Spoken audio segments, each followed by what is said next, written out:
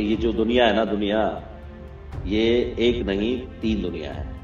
सबसे ऊपर स्वर्ग जहां देवता रहते हैं, बीच में धरती लोग जहां आदमी रहते हैं, और सबसे नीचे पाताल लोक जहां कीड़े रहते हैं। वैसे तो ये सब शास्त्रों में लिखा हुआ है, पर मन ने व्हाट्सएप पर पढ़ा।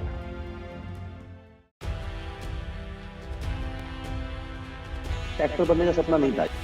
यू आर वर्थलेस, तुम किसी काम के नहीं है। अंदर एक पीस जरूर रहती थी। पाताल लोक इस तरह से रिसीव हुआ कि सबको बहुत अच्छा लगा। ये याद रहेगा इस साल। एक पहुंच जो होती है आपकी आपकी ऑडियंस तक, और आपके नाम के साथ आपके चेहरे की पहचान। इससे पहले जनरली क्या होता था कि आप सिर्फ आई थिंक सिर्फ किरदार के नाम से जाने जाते हो। एक एक्टर के लिए इससे ज्यादा भूख कोई नहीं है। बहुत सारे लोग इरफान सर के साथ कंपेयर करने लगे, तो वो एक ऐसा मोमेंट था कि जब आपको लगता कि oh God, this is something unreal. और अपने घर आ रही हो, बाहर निकली हो ना, घने मारते हैं पुलिस वाले। हरियाणा पुलिस हुए भरी बैठी सारे थे। तो गुलजार साहब तो ऑल टाइम डेफिनेटली। मैं गालिब साहब को थोड़ा बहुत पढ़ता हूँ, थोड़ा बहुत मीर साहब को पढ़ लेता हूँ। You are most welcome Jaideep. Thank you Meenakshi. और सबसे पहले तो मतलब पाताल लोक, चर्चा सारी धरती लोक पर हो रही है पाताल लोक की। दफ्तरों में लोग बात कर रहे हैं, तुमने देखी पाताल लोक या नहीं देखी। घरों में लोग डिस्कस कर रहे हैं, दोस्त व्हाट्सएप पर एक दूसरे से पूछ रहे हैं हाथीराम चौधरी को देखा या नहीं देखा। इतना अच्छा सारा एप्रिसिएशन, इतनी सारी बातें, इतनी चर्चाएं जो हो रही हैं। जी। पापा जी का फोन आया अभी तक या नहीं आया? हाँ, आ गया। वो देखा उन्होंने बहुत टाइम बाद कोई इतनी लंबी कोई भी फिल्म या सीरीज देखी, तो उनको तो वैसे ही सीरीज देखना है, कोई इससे पहले कुछ देखा नहीं। तो वो कह रहे थे कि कभी इससे पहले कभी मेरा नाम जोकर शायद 4.5 घंटे की या 4 घंटे की थी, वो देखी थी। उसके बाद आज इतना मैंने कहा चलो। मेकर्स ने आपके साथ कांटेक्ट किया कि हम ऐसे सीरीज बना रहे हैं, और मैं पढ़ रही थी आपके बारे में, तो मुझे मालूम चला कि आप ही उनकी पहली और आखिरी चॉइस थे हाथीराम चौधरी के लिए, कैरेक्टर के लिए। लेकिन जब आपने पहली बार ये नाम सुना कि आपके किरदार का नाम हाथीराम चौधरी है, what was your reaction to this name and the character? देखो, नाम तो क्योंकि देखिए, मुझे तो हाथीराम चौधरी के बेटे का सीन याद आ रहा है स्कूल का, कि वो कैसा फील करता था जब उसके क्लासमेट्स उसको रिएक्ट करके बताते थे। What was your reaction? See, I found it very funny also, but at the same time I found it in a way, when I read the series, entire series, I found it very interesting कि हाथीराम जो है actually एक बहुत interesting नाम है उस character को लेके। अगर क्या होता ना, जब हम एक्टिंग क्लासेस करते थे तो हमें बताया जाता था कि हर एक इंसान में ना एक या दो कोई ऐसी एक एनिमल इंस्टिंक्ट्स होती हैं, जिस तरह से वो तो एक्सरसाइज होती थी कि आप अपने आप क्या सोचते हो कि आपके अंदर कौन सा एक ऐसा एनिमल बिहेवियर हो सकता है, तो उसकी खोज करते थे लोग। तो हर कैरेक्टर में वो लोग ढूंढते थे कि फॉर एग्जांपल कोई एक कैरेक्टर आप करें तो वो किस तरह का एनिमल बिहेवियर, एनिमल इंस्टिंक्ट वाला होगा। तो मुझे लगता है कि मैंने इसका नाम सुना तो मुझे लगा कि क्या ये हाथी जैसा है। तो मुझे लगा कि हाँ, वो एनिमल बिहेवियर है उसका, अगर मैं सिर्फ एनिमल बिहेवियर की बात करूं। क्योंकि लोग कहते हैं ना कि हाथी की आंख जो है बहुत छोटी होती है शरीर के अनुपात में, तो उसका अपना शरीर बड़ा है, इतना जितना बड़ा है दिखाई नहीं देता, लेकिन इसलिए वो बहुत शांत जानवर है। अदरवाइज अगर वो पागल होता है तो फिर वो किसी के बस का नहीं है। तो आई थिंक वो हाथीराम में है। जब तक पागल नहीं हो रहा है तब तक ठीक है, पागल होने के बाद फिर वो किसी को नहीं छोड़ रहा। और हाथीराम चौधरी के लिए पागलपन का वो क्षण कौन सा था पाताल लोक में? आई थिंक पाताल लोक में वो वहां वो लूज करता है सारा टेम्पर, जहां उसको पता चलता है कि बेटे को किसी ने बहुत मारा है, और उसके पास गन तो निकली ही थी, क्योंकि लाइफ बिगड़ जाएगी। जिसके लिए वो खड़ा होने की कोशिश कर रहा है, अगर वो बेस ही बिखर गया तो फिर फायदा क्या हुआ उस चीज का। तो वो बहुत ही वो ऐसा इंस्टिंक्ट था उस वक्त कि एक बार इसकी समस्या ठीक करता हूँ, बाकी मैं देख लूँ। तो वो जब लेके जाता है उसको वहां से, I think that was the time when he just loses his mind basically, और फिर उसको कोई फर्क नहीं पड़ता है। आई थिंक वो जॉब पे भी कुछ ऐसा हो जाता है, फिर वो उस इंस्टिंक्ट पे भरोसा करने लगता है जिसका वो हमेशा से एक फॉलोअर रहा है बेसिकली। पर वो कहीं भूल गया था वो सब करना, बाकी इससे पहले की जिंदगी में। तो अभी जो है पानी नाक तक आ गया है, तो उसका वो हाल हो गया था उस समय। लेकिन ये सोचा था कि फिल्म में ज्वाइन करोगे आप कभी? नहीं, उस समय ये थॉट आया था? एक्चुअली +2 के बाद वो सिनेमा का प्रभाव धीरे धीरे कम होने लगा। वो उतनी, जैसे +2 तक मैंने फिल्में देखी या फर्स्ट ईयर तक फिल्में देखी, उसके बाद वो धीरे धीरे वो गायब हो गया। फिर फौज का भूत सवार हुआ सर पे, इंडियन आर्मी का, वो चला। फिर वो खेल और फौज दो चीजें एक साथ चली। तो उस वक्त तो कभी नहीं सोचा था एक्टर बनने। ये ट्रांजिशन कैसे आया? फौज में आप नहीं जा पाए, लेकिन उसके बाद फिर थिएटर का रुक गया, फिल्मों का रुक गया, ये जो ट्रांजिशन था, क्योंकि दोनों बहुत अलग अलग बातें हैं। जी, क्या है ना कि मुझे एक्सीडेंटल एक्सीडेंटल एक्टर रहे आप? नहीं, ये भी वो तो हुई, वो तो मैं मानता ही हूँ। बट पॉइंट बीइंग कि मुझे स्टेज पे चढ़ना पहले से ही शुरू कर दिया था। मैं पोएटिक रेसिटेशंस वगैरह में, काव्य पाठ होते जो हिंदी और उर्दू के काव्य पाठ होते हैं, उनमें उनमें कॉलेज की तरफ से रिप्रेजेंट करता था। हरियाणी फोक डांस होते हैं, उनमें कॉलेज को रिप्रेजेंट करते थे, ग्रुप डांस में बेसिकली। और बेसिकली यूथ फेस्टिवल्स जो होते हैं, आप उनमें उनमें पार्टिसिपेट करते हो। पर as as an actor theatre को उस तरह से कभी देखा नहीं था, कभी सोचा नहीं था। तो और बाकी टाइम जो स्पोर्ट्स में निकलता था, तो जितना टाइम बचता था वो सीडीएस की तैयारी में निकल जाता था। तो जब सीडीएस का नहीं हुआ तब तब और लिटरेचर पढ़ने का, थैंकफुली लिटरेचर पढ़ने का कभी से थोड़ा सा शौक था, पढ़ लेता था मैं बेसिकली लिटरेचर। तो वो एक कनेक्शन जो है लिटरेचर के साथ, कविताओं के साथ या नाटकों के साथ, वो हमेशा से था, थिएटर स्टार्ट होने से पहले भी। तो उसके बाद जब दोबारा थिएटर शुरू हुआ एज एन एक्टर, जो शुरुआत हुई, उससे पहले सब खाली ऑडियंस होते थे हम। तो उस शुरुआत ने जो है थोड़ा सा जो फौज में ना जाने का जो एक फेलियर था, या जो भी फ्रस्ट्रेशन उससे होती है कि बहुत सारे दोस्त हैं उस वक्त। और रोहतक में मतलब एक दौर था जब आपका नहीं पता कि किस तरह से तैयारी करते हैं, पर एक दौर था जब हर दूसरा स्टूडेंट इंडियन आर्मी के लिए तैयारी कर रहा होता था, एनडीए सीडीएस ये सब। तो बहुत सारे दोस्त सीनियर जूनियर सब सिलेक्ट हो जाते थे। And then you suddenly feel कि यार यू आर वर्थलेस, तुम किसी काम के नहीं हो। तो वो जो जोन बनना शुरू हुआ ना, वो बड़ा अजीब होता था। तो फिर थिएटर शुरू हुआ किसी एक नाटक से, और वहां जो निकला वो गुबार था, वो बड़ा सुकून भरा था। तो वहां से फिर थोड़ा सीरियस थिएटर की शुरुआत हुई, थोड़ा ज्यादा टाइम दिया गया, थोड़ा सा नाटकों को ज्यादा टाइम दिया गया, और फिर पढ़ाई के साथ साथ वो पूरा किया। तो हाँ, थिएटर कुछ ऐसे शुरू हुआ। अब जब पाताल लोक की इतनी बड़ी कामयाबी की चर्चा हर जगह पर हो रही है, लोग डिस्कस कर रहे हैं, तो बहुत सारे एक्टर्स हैं जो लगातार सोशल मीडिया पर आपके काम की तारीफ कर रहे हैं, आपको बहुत प्रेज कर रहे हैं। जी। सबसे बड़ा कॉम्प्लीमेंट ना कहकर मैं ये कहूंगी, ऐसा कॉम्प्लीमेंट जिसने आपका दिल छू लिया, जो आपके लिए सबसे कीमती अनमोल है, किसका वो कॉम्प्लीमेंट रहा? एक्चुअली बहुत सारे थे, मतलब बहुत बहुत कॉम्प्लीमेंट, कमाल कमाल की कॉम्प्लीमेंट्स आए हैं। पर पता नहीं वो किसने शुरू किया था एग्जैक्टली, क्योंकि एक सुबह उठा था तो बहुत सारे ऐसे ऐसे मीम्स थे, जिसमें से किसी एक दोस्त ने उन्होंने अपना बना के मुझे भेजा हुआ था। लेकिन मैंने बाद में देखा कि वैसे बहुत सारे रहे हैं, और मजा आया उसको सुन के। कि वो ये कि बहुत सारे लोग इरफान सर के साथ कंपेयर करने लगे कि तो वो ऐसा मोमेंट था, और मैं उनका बहुत बड़ा फैन हूँ और हमेशा रहूंगा। तो वो एक ऐसा मोमेंट था कि जब आपको लगता है कि oh God, this is something unreal. और वो मेरे ख्याल से उससे बड़ा कुछ फील नहीं हुआ, क्योंकि वो लोग जिस तरह से नाम लेने लगे, और मैं बहुत स्ट्रांगली मानता हूँ कि उनकी जगह कोई भर नहीं सकता। लेकिन अगर कोई एक सेकंड के लिए भी ये मानता है कि उनकी तरह का काम किया मैंने, उनसे मिलता जुलता, तो मेरे लिए बहुत बड़ा कॉम्प्लीमेंट। आपके स्ट्रगल के दिनों पर मैं थोड़ा सा इस वक्त आना चाहूंगी, क्योंकि गैंग्स ऑफ वासेपुर की जब हम बात करते हैं, गैंग्स ऑफ वासेपुर अपने आप में एक तरह की ट्रेंड सेटर मूवी रही, ये कहने में मुझे इस वक्त कोई गुरेज नहीं। और उस फिल्म के बाद जिस तरह की चर्चा बाकी कलाकारों को लेकर हुई, स्पेसिफिकली मैं नवाजुद्दीन सिद्दीकी का नाम यहाँ पर जरूर लेना चाहूंगी जी। उस फिल्म के बाद अचानक उनको जैसे काम मिला, या जो शोहरत उनको मिली, जी। वो वैसा सब कुछ आपके साथ वहां क्यों नहीं हो पाया? इसकी बड़ी वजह आप क्या मानते हैं? क्योंकि उसके बाद भी आपको काफी स्ट्रगल करना पड़ा, चाहे वो काम के लिहाज से हो या पाताल लोक तक आने तक का भी जो सफर हो। आपको क्या लगता है?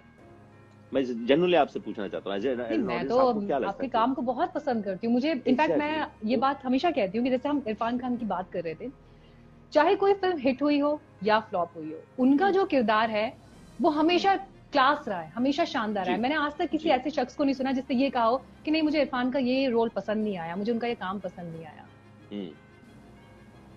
वही मैं कहूंगा कि मेरे काम के साथ थैंकफुली ये जरूर रहा है कि लोगों ने काम जरूर पसंद किया, चाहे वो यस, सो किसी भी इज द फिल्म केस का विद रहा यू। हो। तो इसे आप बट कैसे बट इवैल्यूएट बीइंग करते हैं? Being a famous personality is not in your hands. Fame जो है आपके हाथ में नहीं होता है। तो हम्म। मुझे लगता है कि शायद एक ये मैं मानने लगा हूं कि शायद फेम होने के लिए ना, या तो फिर बहुत सारे छोटे छोटे काम जुड़ जाएं तो शायद एक नाम हो जाता है, या फिर कुछ ऐसा काम आ जाए जैसे राजी आ गई और पाताल लोक आ गया, तो सडनली वो रास्ता जो है, जो शायद 50 छोटे छोटे कामों को करके मिलेगा, वो शायद दो दो कंप्रेस हो जाता है और दो काम में मिल जाता है।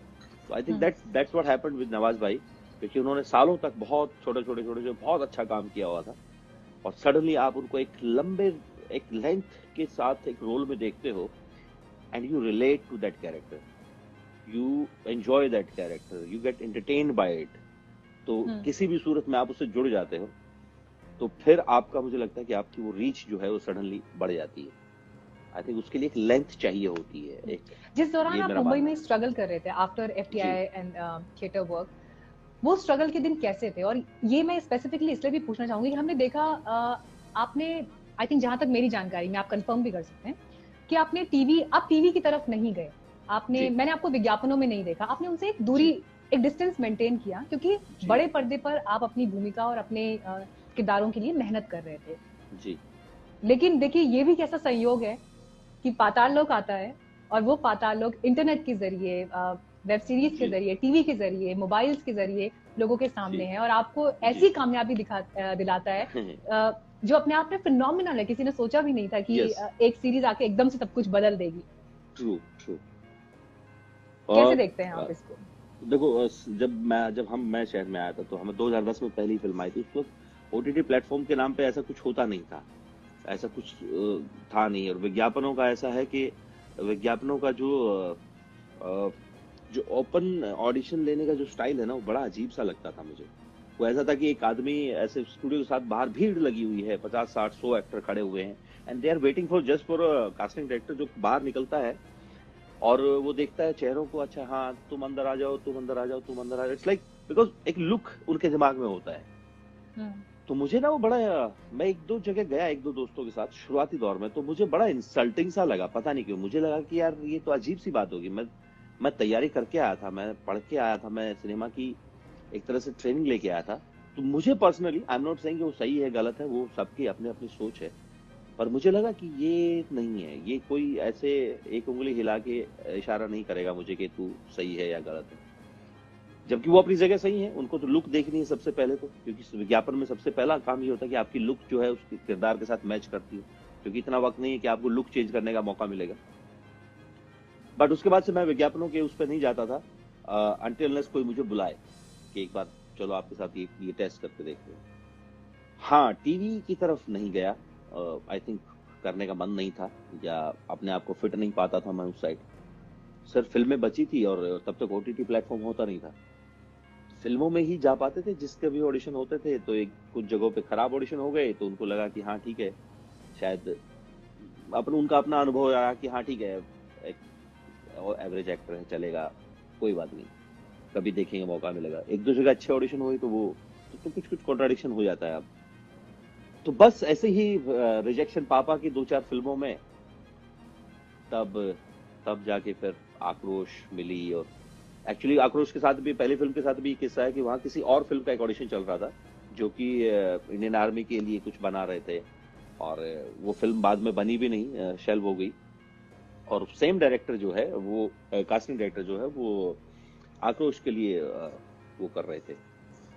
तो उसमें बड़ा छोटा सा रोल था, लेकिन वो मैंने दे दिया। मैंने कहा अभी तो हो गया, डेढ़ पौने 2 साल होने को आए, कुछ ना कुछ तो करना पड़ेगा। तो आक्रोश में हो गया, और वो फिर वो सफर वहां से शुरू हो गया।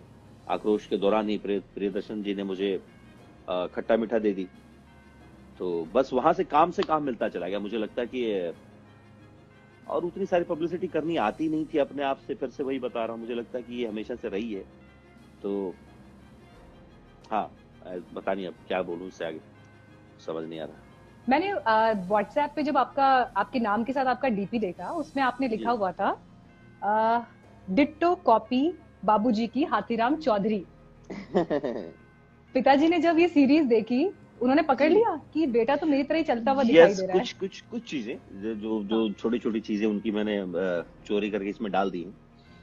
और हाँ, बाकी लोग जो जो परिवार के लोग हैं, वो समझ जाते हैं कि हाँ ये पापा वाली हरकत है, या ये बहुत माइन्यूट माइन्यूट चीजें हैं, वो सिर्फ वही समझ सकते हैं जो उनको पर्सनली जानते हैं बहुत सालों से। फॉर कुछ एग्जाम्पल्स हमें दीजिए, क्योंकि अब तो हम एग्जाम्पल भी द सीरीज वॉक। देख चुके हैं। The ji. वॉक जिस तरह से हाथीराम चलता है, थोड़ा सा एक हाथ कम हिलता है उसका, बड़ा लेजरली, मतलब अपने हम्म। हिसाब से चल रहा होता है। सो वो उनका उनका है बेसिकली। और बहुत छोटे नॉनसेंस है, लेकिन वो पता नहीं चलेगा, जैसे ही उनको बहुत ड्राई ह्यूमर है उनका लाइफ में। तो ये जो लाइन है कि रोटी खा के जागा के, तो he can easily say that to everyone, like चलो हो गया, अभी चलो निकलो काम करो अपनी लाइफ में। जब थैंक इस यू। किरदार के लिए भी आप तैयारी कर रहे थे, जैसे आपने कहा कि पापा जिस तरह से चलते हैं, उनके चलने के हम्म। तरीके को आपने इमिटेट किया, कॉपी हाँ, किया, थोड़ा सा कॉपी करने की कोशिश ऐसी की। भी बहुत सारी तैयारियां होंगी जो आपने अपने जी इस किरदार के लिए की। जी। लेकिन जितना मैंने आपके एक्टिंग को बीते सालों में देखा है, आपके किरदार में जो एक गंभीरता, और जैसे आपने कहा ना उनका ड्राई ह्यूमर है आपके पिताजी का, वही एक एक्सप्रेशन आपके चेहरे पर भी जो होता है, बहुत स्वाभाविक आता है। प्लस क्योंकि हरियाणवी भाषा का इस्तेमाल आपके अपने डायलॉग्स में भी किया, तो वो बहुत स्वाभाविक था आपके लिए करना, या वाकई इसके लिए भी आपको एक अलग स्तर पर तैयारी करनी पड़ी? नहीं, आई थिंक लैंग्वेज को लेके उतनी प्रॉब्लम नहीं थी, क्योंकि मेरे लिए है वो स्वाभाविक है उस तरह मतलब वो से इतना उस नेचुरल था, इतना फ्लॉलेस था। मुझे मैं वही लगा कह नहीं रहा कि हूँ। ये जयदीप अहलावत है, मुझे लगा ये हाथीराम चौधरी ही है। अब मैं वही कह रहा हूँ कि बहुत सारी चीजें छोटी छोटी करके ना, कोई एक किरदार किसी एक चीज से नहीं बनता है ऑन स्क्रीन। जब वो बनता है तो बहुत छोटी छोटी चीजों के साथ इकट्ठा होता है। तो अगर अलग अलग चीजों की वॉक ले ली जाए और फिर उसमें वो बदल दिया जाए, और किसी किसी इमोशन में वो सारी चीजें मिल जाती हैं, तो और वो छोटे छोटे ट्रेसेस होते हैं जो अब एक किरदार को बनाने के लिए इकट्ठा कर रहे होते हैं। वो जैसे वो अपना ईंटों से थोड़ा सा घर सा टाइप नहीं बनाते, तो अलग अलग ईंटें होती हैं जो एक ही घर में जुड़ जाती हैं। तो हाँ, वो थोड़ा सा ये फायदा जरूर था कि वो लैंग्वेज और वो बिहेवियर जो है, वो थोड़ा सा मैं उसके नजदीक हूँ, मुझे पता है वो क्या है। तो वो थोड़ा सा ज्यादा फ्लो में आता है, ज्यादा बेटर फ्लो में आता है, ज्यादा कन्विंसिंग लगता है बोलना। और बाकी जो है वो इमोशन अपने आप गवर्न करते रहते हैं आपको एज एन एक्टर। मुझे लगता है कि when you are in the right space of mind of the character, you you're governed by your emotions, और आप सही दिशा में जा रहे होते हैं। एंड वजन देर कितना बढ़ाना देर पड़ा आपको किरदार के लिए? करीबन 15-16 किलो। 15-16 किलो? हाँ। और कितने कम समय में ऑलमोस्ट किया आपने ये? I think 2.5 months। हम्म।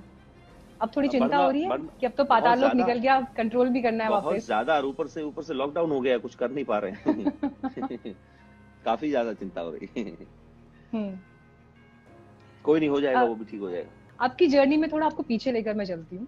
जी अ, जो सारे कैरेक्टर आपने किए, चाहे वो गैंग्स ऑफ वासेपुर, चिटगांव, खट्टा मीठा, उसके जी बाद राजी, पूरा सिलसिला एक चला, लोग जी लोग आपको पहचानने लगे थे, इसमें कोई संशय नहीं है। जी। लेकिन जिस तरह से हम इरफान खान की जर्नी के बारे में बात करते हैं, उनकी फिल्मी सफर की बात करते हैं, पान सिंह तोमर जब आई, तो पान सिंह तोमर ने उन्हें एक लोकप्रियता के अलग स्तर पर लेकर उन्हें वो फिल्म गई। सौरभ शुक्ला का मैं पुराना इंटरव्यू देख रही थी, तो उन्होंने खुद ये बात कन्फेस की कि मैं बहुत सारी फिल्में कर चुका था, बड़े किरदार निभा लिए थे, लेकिन जॉली एलएलबी से जो लोकप्रियता मुझे मिली और जिस तरह से लोगों ने पहचानना शुरू किया, वो एक अलग बात थी। क्या जयदीप अहलावत के लिए पाताल लोक वो मोमेंट है? आई think so, I can say सो। क्योंकि अभी तक बहुत सारे काम है। थैंकफुली ये भी नहीं कहूंगा कि खराब काम किया था, ठीक ठाक ही काम करता रहा हूँ अभी तक।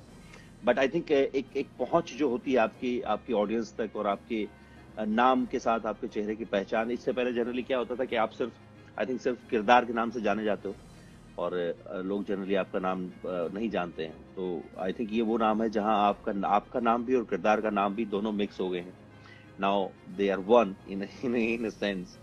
सो आई थिंक सो, क्योंकि मुझे राजी में भी बहुत सारा प्यार मिला राजी के दौरान भी, और भी अलग अलग फिल्मों में अलग अलग टाइम पे। पर राजी ने बहुत सारी लोकप्रियता दी और बहुत सारा काम किया। पर I think this is the time, जो एक तो सब क्या है कि फॉर्चुनेटली अनफॉर्चुनेटली सब घर बैठे हुए हैं, एंड काम बहुत ज्यादा लोगों तक आई थिंक बहुत कम टाइम में पहुंच गया है। क्योंकि हम सब कुछ ना कुछ इंतजार कर ही रहे थे घर पे, कुछ ऐसा आ जाए, और थैंकफुली पाताल लोक इस तरह से रिसीव हुआ कि सबको बहुत अच्छा लगा। तो हाँ, वो थोड़ा मोमेंट फील होता है कभी कभी कि हाँ। गांव का जो लड़का रोहतक में था, और जब हम्म। वो बड़ा हो रहा था जिस वक्त में, ठीक है, जी। इर्द गिर्द एक अलग तरह का माहौल है, हम्म। सिनेमा का चस्का कहाँ से लगा? आ आई थिंक सिनेमा का हमारी जिंदगी पे एक प्रभाव हमेशा से रहा है, हम्म। स्पेशली एक्चुअली कहीं भी, किसी भी सोसाइटी में, किसी भी तरह की समाज में ना, सिनेमा का बहुत प्रभाव रहा है। गांव में आता था सिनेमा, वो वीएचएस का दौर था, जब गांव में वीसीआर लेके आते थे, तो कभी वीसीआर किसी लेकर के आते कोई, थे। हाँ, तो कभी किसी घर में कोई कोई फंक्शन हो, किसी घर कोई लड़का पैदा हुआ है, लड़की पैदा हुई है, या किसी घर में शादी है, तो वो लेके आते थे और गली में रख के ही चलाते थे। हम्म। तो वो वहां से सिनेमा की शुरुआत हुई थी, और सिनेमा को देखने का जो एक एक चार्म होता है, वो वहां से शुरू हुआ था। पर डैड का ये था कि पापा ज्यादा बाहर घूमने नहीं देते थे, तो एक फिल्म की इजाजत मिलती थी, एक फिल्म देख के आओ, उसके बाद आगे सोना पड़ेगा। पर उसमें चीटिंग कर जाते थे, क्योंकि तब तक पापा मम्मी सो चुके होते थे, तो घूम फिर के एक आध या डेढ़ फिल्म, दो फिल्म, कुछ ना कुछ कर ही लेते थे। तो वहां से शुरू हुआ। उसके बाद जब रोहतक आया, तो थोड़ा सा खुला हुआ माहौल मिल गया, क्योंकि अब थिएटर भी है और सब है, तो सिनेमा देखते रहे, उसका एक अपना एक प्रभाव होता है जीवन पे। थिएटर से फिर आगे आप एफटीआईआई पहुंचे, जी। वहां से आप पास आउट हुए। जी। एफटीआईआई की दुनिया कैसी थी? एफटीआई की दुनिया एक्चुअली बहुत नई थी। थिएटर वेटर तो जहां तक अपनी जगह जितना भी मैच्योर थिएटर था, वो तो किया ही था। फिल्म इंस्टीट्यूट बड़ा मुश्किल था पहले 3-4 महीने, क्योंकि पहले 6 महीने एक्टिंग की कोई क्लासेस होती नहीं है। इट जस्ट एक आपको ओरिएंटेशन तैयार कोर्स किया होता जाता है। है। हाँ, it's basically everybody is basically cinema student है। तो सब हम्म। सिनेमा के साउंड एडिटिंग, कैमरा, सब सब वो सारी चीजें एक साथ पूरा बैच पड़ता है। तो वो 6 महीने बाद स्पेशलाइजेशन शुरू होता है। तो पहले जो 3-4 महीने तो थोड़े से टफ थे, क्योंकि कुछ समझ में नहीं आ रहा था। जो सिनेमा आपको दिखाया जाता है वहां, और जैसे ही शुरुआत होती है, आपको लगता है कि अब हमने बेसिकली देखा जाए तो हॉलीवुड के नाम पे ही कुछ नहीं देखा था, तो वहां तो वर्ल्ड हम्म। सिनेमा दिखाया जा रहा है आपको। तो एब्सोल्युटली। थोड़ा सा कंफ्यूजिंग हो गया था।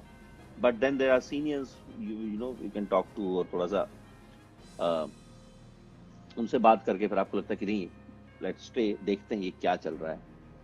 और फिर जब वो थोड़ा सा समय बीता, और जब एक्चुअली वो समझ में आने लगा वो कि वो क्या होता है, कैसे उस सिनेमा के साथ आप अटैच होते हो, तो I think second year of FTI was more fruitful in a way, कि थोड़ा थोड़ा चीजें समझ में आने लगी, और तब तक एक्टिंग एक्सरसाइज शुरू हो चुकी थी, एक्टिंग क्लासेस शुरू हो चुकी थी। तो एक्चुअली लर्निंग वहां से थोड़ी सी स्टार्ट हुई, और उस फिर दौर वो में आज तक किसी चल। को आइडियलाइज किया आपने, किसी एक्टर को जो अभी ऑलरेडी इंडियन इंडियन हाँ सिनेमा में हाँ, काम कर रहे उससे हैं? एक्चुअली उससे पहले थिएटर जब करते तब भी शुरू हो गया था, वो तो वो हमेशा होता है किसी न किसी दौर में। तो उसमें हमेशा है, नसीर भाई थे, ओमपुरी सर थे, और इरफान सर हैं, और मनोज सर हैं, ये सब लोग बहुत अच्छा अच्छा काम कर रहे थे उन दिनों, बहुत ही कमाल के एक्टर हैं। बट उस वक्त आप बहुत ज्यादा कॉन्सेंट्रेटेड होते हो अपने काम को लेके, अपनी ट्रेनिंग को लेके, तो उस तरफ उतना ध्यान नहीं जाता है। हम्म। सबने लगता है पहले ये एक बार कंप्लीट करते फिर देखते हैं। बट तब तक आप है ना काम से प्रभावित होने लगते हैं। एक्टर्स से तो हैं ही, जो जो एक्टर्स हैं जिनको आप मानते हो कि ये बहुत अच्छे एक्टर हैं, पर धीरे धीरे फिर आप काम से प्रभावित होने लगते हैं, कि हो सकता है किसी एक्टर ने एक ही काम किया हो, लेकिन आपको लगता है कि यार वो बहुत अच्छा काम था, तो आप हम्म। उससे उससे सीखना शुरू करते हैं। तो एफटीआईआई ही क्यों, एनएसडी क्यों नहीं? I don't know. I think मुझे मेरे दिमाग में ये आया, मैं फिर से बता रहा हूँ ना, उस वक्त तक ऐसा कोई, तब भी कोई जब थिएटर करते थे, एक्टर बनने का सपना नहीं था। ये था कि यार एक बार ट्राई करके देखते हैं, हम्म। नहीं तो फिर मैं शायद कुछ और कर रहा होता। तो मुझे जब ये सोचा कि यार मुझे ट्रेनिंग लेनी चाहिए, तो मुझे लगा कि अगर मुझे सिनेमा में जाना है, तो मैं फिल्म इंस्टीट्यूट क्यों नहीं जाऊं, क्योंकि और थैंकफुली 2 साल एक मेरे एडमिशन से 1 साल पहले ही एक्टिंग कोर्स दोबारा शुरू हुआ था, तो वो चर्चा में था, नहीं तो शायद होता भी नहीं। अगर वो हम्म। 2 साल मैं पहले सोचा होता, तो शायद मैं एफटीआई में नहीं भी होता। तो उस वक्त बड़ी चर्चा थी कि नया इंस्टीट्यूट खुल गया है, और अचानक से इंटरनेट पे ये खबरें आने लगी थी। हम्म। तो जब मैंने पढ़ा, वो देखा इंटरनेट पे कि उसका एक अपना एक, उसके पूरे कोर्सेज के बारे में लिखा हुआ था, और किस तरह से वो इंटेंसिव ट्रेनिंग है और वो सब, तो मुझे लगा कि यार सिनेमा की पढ़ाई है, तो ये शायद बेटर ऑप्शन है मेरे पास। तो that's why I choose I opted for FTI. आपने बताया कि कौन कौन से वो एक्टर्स थे जिनको आपने आइडियलाइज करना शुरू किया, जिनका प्रभाव जी आपके ऊपर रहा। जी आपने नसीर जी का नाम लिया, आपने आगे जी मनोज वाजपेयी का नाम लिया। मुझे संजीव कुमार जी बहुत कमाल के एक्टर लगते हैं। बलराज साहनी साहब बहुत कमाल के एक्टर लगते थे, है अभी भी ऑफ कोर्स, मतलब उनका काम जितना भी उन्होंने किया है। बहुत सारे एक्टर्स हैं जिन्होंने, जो धीरे धीरे आपके ऊपर प्रभाव छोड़ते रहते हैं time to time. In fact Manoj Vajpayee ji का आपने जिक्र किया, तो जी चिटगांव में जब आप लोगों ने साथ में काम किया, उसके बाद उन्होंने जी रेकमेंड किया आपके नाम अनुराग जी कश्यप को जी फिल्म गैंग्स ऑफ वासेपुर को। जी और वहां पर जिस तरह से फिर आपकी एंट्री हुई और उसमें आपने काम किया, जी वो दिन और जी आज का दिन जब मनोज वाजपेयी खुद ट्वीट कर कर आपको आपके काम की बधाई दे रहे हैं, जिनको आप जी आइडियलाइज भी करते हैं। जी मनोज वाजपेयी की पहली फिल्म जो आपने देखी थी, जहां से उस फिल्म ने आपके ऊपर प्रभाव छोड़ा, और इस ट्वीट तक की टाइमलाइन को अगर आपको आज जोड़ना हो, how would you describe it? I always loved him, always loved him, and you know, एक होता है ना कि एक एक जनरेशन ऑफ एक्टर्स होते हैं जिनको, जो पूरी एक जनरेशन को इंस्पायर कर रहे होते हैं, वो उन एक्टर्स में से एक है। जब सत्या और शूल और ये फिल्में आई थी, तो पूरा पूरा एक पूरा जनरेशन ऑफ एक्टर्स जो है उनसे प्रभावित था और आज भी है। और चिटगांव के दौरान मैं इतना खुश था कि मनोज भाई के साथ हूं मैं, क्योंकि उससे पहले कभी मिला नहीं था उनसे। तो काम सारी दुनिया ने देखा ही था उनका। तो उन्होंने, मुझे आज भी याद है, मैं एक सीन था जहां हम ऐसे खड़े हुए हैं, सीन चल रहा है हमारा, और मनोज भाई आते हैं सेट पे, और वो उनका सीन नहीं था, but he just came on the set, और वो ऐसे ही हमारे सबके सामने से हाय हेलो करते निकले।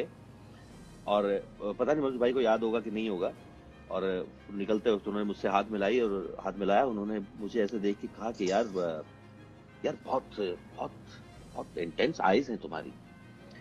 वो मेरा पहला कॉम्प्लीमेंट था उनकी तरफ से। तो मैंने कहा थैंक यू मनोज भाई, आप ऐसे है। उनका काम सबने देखा हुआ है, वो कमाल के एक्टर हैं। पर मेरी जर्नी में उन्होंने एक बड़ा इंटरेस्टिंग हिस्सा है कि उन्होंने मुझे वासेपुर उन्होंने रेकमेंड किया, और वो आज तक, जो भी जिस तरह से आज वो ट्वीट करते हैं, और वो पर्सनली उन्होंने मुझे फोन किया इस काम के लिए, पर वो हमेशा से है, वो बहुत ही कमाल के एक ऐसा इंसान है जो जो एक्चुअली एक्टर्स को रेकमेंड करते हैं। उन्होंने बहुत जगह मुझे रेकमेंड किया है, उनमें से कुछ काम किया, कुछ नहीं किया, पर मेरे इस जर्नी में उनका एक बड़ा योगदान है। और आज जब वो अपने नाम से मुझे ट्वीट करते हैं और पर्सनली फोन करते हैं, ऐसा नहीं है कि बीच में बात नहीं हुई हमारी, लेकिन काम को लेके उतनी बातें नहीं होती। पर बहुत ही कमाल था, वो बहुत ही कमाल मोमेंट था जब उन्होंने इस बार फोन करके बोला कि ये ऐसा काम मैंने रिसेंट टाइम में कहीं नहीं देखा है। मैं आपकी खुशी को फील कर सकती हूँ। मैं इतना कह सकती थैंक यू हूँ। Ma'am, thank you. मैंने एक चीज नोट की है, जितनी देर में मेरी आपसे बात हो रही है, आई थिंक कि आप बहुत इंट्रोवर्ट है, बहुत बहुत ज्यादा मुझे एकदम मुझे एक्सप्रेस नहीं करते। मुझे तारीफ लेने में बड़ा मैं कॉन्शियस हो जाता हूँ। ऐसा क्यों? पता नहीं कभी से हो। It's your day, it's your time, I know, it's but time to मुझे सेलिब्रेट। मुझे बड़ा जब कोई कॉम्प्लीमेंट देता है ना, मुझे समझ नहीं आता रिएक्ट कैसे करूं, थोड़ा अजीब हो जाता है। टाइम लगता है उसको हाँ थोड़ा सिंक इन करने में, हाँ थोड़ा हाँ उसको हाँ एक्चुअली, आत्मसात और करने अभी में। अभी इतना कुछ हो रहा है ना पिछले 4-5 दिन से कि एक्चुअली सिंक इन नहीं हो रहा है। सो या काइंड ऑफ। कोई पार्टी हुई अभी तक घर में या नहीं हुई है? नहीं, zoom of party course lockdown है, हुई। लेकिन हाँ, क्लोज क्लोज जूम सर्कल में पार्टी जो की पार्टी हो हमने, सकती है। हाँ, पूरी पूरी पाताल लोक की टीम ने जूम पार्टी की। ये जो ये जो नेचुरल रिस्पॉन्स करने का आपका एक तरीका है ना, मैं इसे एक तरह की इंस्टिंक्ट में, मुझे शब्द नहीं मिल रहा एक्चुअली, मैं इसे क्या कहूँ, यही आपकी व्यक्तित्व की पर्सनली अगर मैं कहूँ सबसे बड़ी खूबसूरती है। थैंक यू, जिस थैंक यू जिस विनाश। नेचुरल अंदाज में, जिस भाव में आप चीजों, बहुत गंभीर बातों को भी जिस आसानी से आप कह जाते हैं, ये ऑब्वियसली स्क्रीन पर एक कैरेक्टर निभाना अलग बात है, लेकिन जैसे आप ऑफ स्क्रीन बात करते हैं, तो ये मुझे आपकी पर्सनालिटी की बहुत खूबसूरत बात लगी। Thank you. आपको लगता है कि अब वो वक्त आ गया है, कम से कम पाताल लोक की इतनी जबरदस्त कामयाबी के बाद, जहां पर आप किरदारों को पिक एंड चूज कर सकते हैं, उस तरह के रोल्स अब आगे आपके सामने होंगे? कैसे आप इसे आई एक्सेस थिंक करते हैं? अगर आप भी नहीं आए तो फिर मुझे नहीं पता कैसे आएगा। नहीं नहीं, अब तो आना बनता है। तो क्योंकि जिस लेवल, मैं तो मान के चलता हूँ कि आ गया है, बाकी अब देखा जाएगा जो होगा। हम्म, क्योंकि अब नहीं आया तो पता नहीं कैसे, कौन सा क्या करना पड़ेगा मुझे, जिसके लिए मुझे कहना पड़ेगा कि अब तो मैं समय आ गया, तो अभी पता नहीं इसके आगे क्या होगा फिर। पर मेरे ख्याल से आ गया है सब अच्छा, लोगों को। लोग यहाँ पे बहुत सारे कमेंट्स ये लिख रहे थे कि पाताल लोक पार्ट 2 आएगा क्या? यार मुझे एक्चुअली पता नहीं है, ये मैं इन सब लोगों को कहना चाहूंगा, बट अगर आप इतना ही प्यार देते रहे तो मजबूर हो जाएंगे हम लोग, और क्या नाम है हमारी अमेज़न और हमारा स्टूडियो जो भी पाताल लोग बना रहे थे, आप उनको बोलो मैं आपके साथ खड़ा हूँ। मैंने उनको बोल दिया हाथीराम तैयार है रिपोर्टिंग के लिए, आई एम डन। जी। अब जो शेड्स हमने आपके कैरेक्टर के अभी तक के आपके इस फिल्मी सफर में देखे हैं, अलग अलग किरदारों के जरिए, धीर गंभीर रोल और बहुत संजीदा किस्म के संवाद के साथ आप पर्दे पर आते रहे हैं, लेकिन फिल्मों में अभिनय में एक रस तो कॉमेडी का भी है, हाँ एक हाँ रस हाँ रोमांस का भी है। आर यू लुकिंग फॉर जी, दोज रोल्स आल्सो? मतलब इनमें आई एम दिलचस्पी है डाइंग फॉर आपकी? Those, I am dying for those roles. See, चलो, अगर आप पर्सनली मुझे मुझसे ऐसा पूछे, लगता मैं इमेजिन नहीं कर पा रही अभी कि आप उस रोल में अभी कैसे दिखेंगे, तो देखिए वो अभी एक आप अभी अमेजिंग होगा अभी मैं देखना। अभी मेरा ये मानना है कि आपको स्पेशली जिन लोगों को वो लैंग्वेज या वो कैरेक्टर किरदार समझ में आया ना, हाथीराम में एक बहुत ड्राई ह्यूमर है उसमें, क्योंकि वो हम्म। थप्पड़ खा के भी अगर कोई कह सकता है कि रोटी खा के जागा ये, है ना, ये एक अलग अप्रोच है लाइफ की उसकी उसकी वो बोल दे अभी अभी थप्पड़ खाया है और उसको पता है क्यों पड़ा है। उसका जूनियर ऑफिसर उसके सामने खड़ा हुआ है और एक ऑटो वाला जिसके सामने वो इतनी गालियां बकते हुए आया है, और उसके सामने वो एक पूरे घर में घुस के 10 लोगों को तोड़ के आया है, वो आदमी खड़ा होकर उसको थप्पड़ खाते देख रहा है, एंड सडनली वो उसको मारने के बजाय उसको बड़ा क्या, और वो बहुत सार्काज्म है उसकी लाइन में, पर वो बहुत फनी है, अंदरूनी बहुत फनी है। अगर उसका वो बोलता है कि अरे थुले सस्पेंड करवा दूंगा, जिस हिसाब से उसको जवाब देता है वो एंगर के साथ साथ फनी भी है, is making fun of him. अगर तेरे जैसे बहुत देखे हैं बे, हम ऑलरेडी सस्पेंडेड घूम रहे हैं, तो ये उसका फन अप्रोच है। अब क्योंकि उसका फन इसी बात से निकल सकता है इस पर्टिकुलर कैरेक्टर में, तो अगर कोई, अब देखिए ना बहुत सारे हमारे कितने सारे एक्टर्स थे, ओमपुरी साहब जो जिन्होंने शुरुआत बड़े ही गंभीर और विलेनियस कैरेक्टर्स के साथ की, परेश रावल जी जिन्होंने बहुत ही गंभीर और विलेनियस कैरेक्टर के साथ शुरुआत की, even Irfan sir, he started with हासिल and Maqbool and films like this, और आप देखो उनकी कॉमिक टाइमिंग, मतलब वो ब्रिलियंट कॉमिक टाइमिंग है, वो amazing out of the world comic timing है। तो आई थिंक कोई लिखेगा तो I am ready, I am dying to do it, मतलब jump on it, waiting for it. मेरी तो पूरी शुभकामनाएं हैं कि आगे आने वाले दिनों में हम आपको एक से बढ़कर एक और अलग अलग तरह के शेड्स जी में और किरदारों में देखें। आपने जरूर, जिक्र किया और बातचीत में कि एक एक्टर जी। के लिए इससे ज्यादा भूख कोई नहीं है कि कोई उसको कुछ ऐसा दे दे जिसको उसने कभी किया ना हो, हम्म। तो बहुत मजा आ जाता है उसको, सडनली उसको लगता है कि नया जीवन जीने का मौका मिलेगा। वाह। सब अभी कुछ भूल बातचीत में जाता है आपने जैसे पिछला। जिक्र किया कि आप कविताएं भी पढ़ते रहे हैं, लिटरेचर जी अपनी जब आप बड़े हो रहे थे उस टाइम पर आप जी, पढ़ रहे थे, किस तरह की कविताएं पढ़ते हैं, किताबें पढ़ते हैं, कौन आपकी प्रिय लेखक है? अभी तो देखो गुलजार साहब तो ऑल टाइम है डेफिनेटली। मैं गालिब साहब को थोड़ा बहुत पढ़ता हूँ, थोड़ा बहुत मीर साहब को पढ़ लेता हूँ। मैं ऐसा नहीं कहूँगा बहुत बड़ा जानकार हूँ, लेकिन मुझको पढ़ने में, और मुझे याद भी नहीं होते, अगर मुझे याद करना पड़े तो बात अलग है, पर मुझे कुछ कुछ चीजें याद रह जाती हैं, पर उनको पढ़ने में जो मजा आता है मुझे बहुत सही लगता है। और इंदौरी साहब का भी एक जब ये सब शुरू हुआ, पाताल लोक का जब हम अनाउंस किया, उससे पहले जो है इंदौरी साहब की किताब है चांद पागल है, वो पढ़ रहा था। और कहानियां, शॉर्ट स्टोरीज, नाटक पढ़ना वो है मेरे पास, क्योंकि नाटकों के साथ पुराना लिंक रहा है, तो पुराने पुराने नाटक उठा के पढ़ता रहता हूँ ऐसे ही। तो भी रिसेंटली मैं कोर्ट मार्शल पढ़ रहा था अपने एक दोस्त के साथ वीडियो कॉल पे, कि तू मुझे आधी लाइनें तू उधर से बोल, आधी लाइनें मैं इधर से बोलता हूँ। तो बड़ा फन था। तो हाँ, पोइट्री पढ़ता रहता हूँ, क्योंकि पोइट्री गाने का बड़ा शौक होता था मुझे, अभी भी है थोड़ा बहुत, बट कॉलेज टाइम में वो पोइट्रिक रजिस्ट्रेशन में जाते थे हम। हम्म। अब देखिए, आपने जिक्र कर दिया कि गालिब साहब को आप पढ़ते रहे, मीर को पढ़ते रहे, तो गालिब साहब का ही शेर है, देखिए जी, बातें हैं उशाक बुतों से क्या फैज, एक वाह, बरहामन ने कहा है ये ये साल साल अच्छा अच्छा है। है। आपके लिए तो बहुत एक अच्छा है। बहुत अच्छा है, पर सही है, ये याद रहेगा इस साल। किसी ने पूछा भी था कि साल को याद रखोगे आप जिंदगी भर, मैंने कहा ये साल पूरे देश को या और पूरी दुनिया को याद रहेगा, क्योंकि इस साल में पूरी दुनिया के लिए कोविड आया है, और मेरे लिए कोविड और पाताल लोग दोनों आए हैं। तो मुझे डबल याद रहेगा। बिल्कुल। अम, जब आप ये सब जिक्र कर रहे थे कि कैसे आप गालिब को पढ़ते आए हैं, फिलोसफी पढ़ते आए जी हैं, जी स्ट्रगल के दिनों में जब ये लगा कि सब टूट गया, सब खत्म हो गया, अब कुछ बचा नहीं है, या बहुत मुश्किल वक्त से आप गुजर रहे थे, किस किस्से ने, किस कहानी ने, किस बात ने आपको बहुत प्रेरणा दी? देखिए, मैं थैंकफुली, पता है क्यों, मैं बिल्कुल इस बात को वो नहीं कहूंगा कि हाँ यार मैं बहुत बर्बाद हो गया था और वो कर गया था। मुझे सिर्फ एक मलाल रहा कि काम पे जब काम कुछ किया और अच्छा काम गया और लोगों ने वो कहा कि हाँ यार ठीक था, अच्छा काम किया था तूने, बट उसका कोई रिजल्ट नहीं आया। That was the only thing I used to, कि यार अच्छा चलो कोई नहीं, लेट्स गो अहेड, कुछ और करते हैं। पर ये जरूर रहा कि 2010 के बाद मैं कुछ ना कुछ करता रहा, थोड़ा बहुत कुछ ना कुछ करता रहा। अ, तो अंदरूनी चीजें होती थी कि यार कुछ मिल नहीं रहा है ऐसा जिसको लेके आपको खुशी हो, या फिर कुछ ऐसा लगे कि यार ये बहुत ही कमाल का अप्रोच है, या कोई कमाल की फिल्म मिलने वाली है, या कुछ ऐसा काम किया है। तो धीरे धीरे बीच बीच में आता रहा, फिर गैप आया, फिर कुछ आता रहा, फिर गैप आया।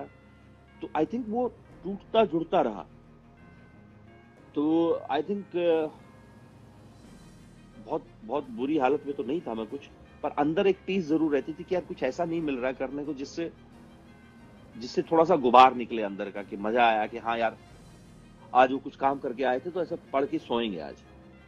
वो टाइम टू टाइम मिलता रहा। तो राजी ने उसको बहुत निकाला। राजी वॉज वन कैरेक्टर, मीर साहब का, जो ना सिर्फ मीर बल्कि पूरी फिल्म ने वो उसका उसमें बड़ा योगदान दिया। थोड़ी सी जिसको हम कहते हैं ना कि वो आर्टिस्ट वाली भूख होती है, वो थोड़ी सी अच्छा, आप राजी ने सेना में शांत की। जाना चाहते थे, फौज में भर्ती होना जी। चाहते थे, और राजी का जो आपका किरदार था, ये जो इतना हाँ, अटैचमेंट आपका राजी के किरदार से, क्या इसके पीछे कहीं ये वजह है? जरूर एक जुड़ाव है, क्योंकि वो डायरेक्ट लिंक होता है उसका इंडियन आर्मी के साथ। आई मीन वो Mir is not not working as an Indian Army officer. He's a secret service agency head. But जब उसका हम बैकग्राउंड तैयार कर रहे थे, I took it from Indian army back, कि कभी इंडियन आर्मी में रहा होगा, नाउ ही इज इनटू रॉ। सो वो एक जरूर एक जुड़ा। और क्या होता है ना, देश के साथ कुछ हो जाता है, देश का नाम जुड़ता है, तो आपका किरदार में वैसे ही एक अजीब सा एक एक बात आ जाती है उसमें, कुछ एक जुड़ाव हो जाता है कि मैं एक ऐसी कहानी कहने जा रहा हूं जिसमें मैं देश बचाने की कोशिश कर रहा था। तो वो स्वाभाविक है। बिल्कुल। अब बहुत सारे लोग इस वक्त ये कह रहे हैं कि अगर मैंने आपसे कोई डायलॉग अभी नहीं बुलवाया तो उनके लिए मतलब ये कॉन्वर्सेशन जो है वो अधूरा रह जाएगा। तो हाथीराम चौधरी के अंदाज में कोई भी एक डायलॉग जो आप कहना चाहें।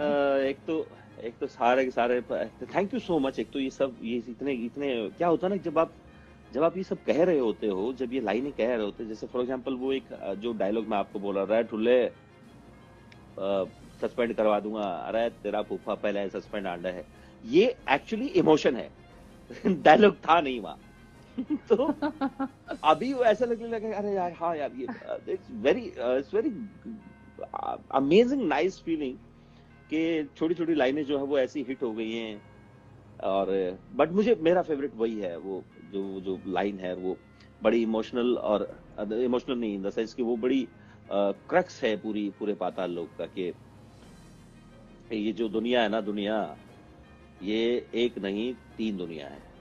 सबसे ऊपर स्वर्ग लोक, जहां देवता रहते हैं, बीच में धरती लोक जहां आदमी रहते हैं, और सबसे नीचे पाताल लोक जहां कीड़े रहते हैं। वैसे तो ये सब शास्त्रों में लिखा हुआ है, पर मन ने व्हाट्सएप पर पढ़ा था। तो ये प्रेमाइस सेट करता है पूरे पाताल लोक का। वो जब Absolutely. लगता है कि आपको बड़ा माइथोलॉजिकल कुछ बात कहने वाला, सडनली वो आपको ग्राउंड पे लाके छोड़ देता है कि मैंने व्हाट्सएप पे पढ़ा था, तो हम आज की दुनिया की ही बात करने वाले हैं। एंड लेट्स ये फेस एक द बहुत, रियलिटी, ये सच है। यस यस, तो comes back to the reality, let's that's how the premise is set, कि चलो एक कहानी बताते हैं तुम्हें पाताल लोक जैसी।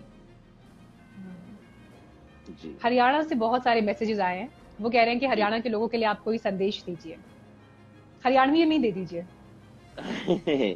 बल्कि ये हरियाणा क्यों, तो मैं तो कहूंगी एक, पूरे हिंदुस्तान को दीजिए। अभी टफ टाइम चल रहा है, कोविड है जी और मैं लोग वही ऑलरेडी कह, घरों में परेशान हैं।